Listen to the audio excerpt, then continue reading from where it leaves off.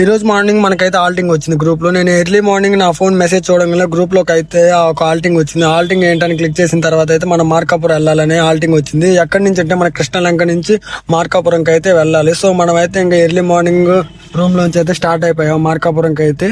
So మనకి మార్కాపురంలో వచ్చే junctions కానీ తర్వాత రోడ్ ఎలా ఉంటుంది, నా పర్సనల్ ఎక్స్పీరియన్స్ అయితే ఈ రోజు ఈ వీడియోలో చెప్తాను. సో మనం అయితే ప్రెసెంట్ అయితే ఇది గుంటూరు విజయవాడ హైవే NH16 అంటారు. ఈ NH16 నేను కంటిన్యూస్ గా చిలకలూరుపేట వరకు అయితే వచ్చాను.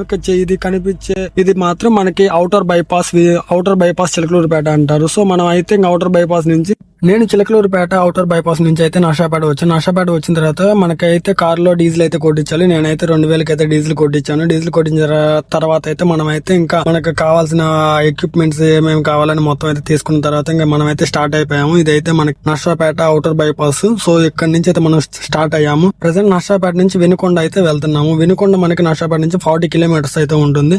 ప్రెసెంట్ మనం ఉన్న ప్లేస్ వచ్చేసి సంతమాగులూరు అడ్ రోడ్ అంటారు దీన్ని.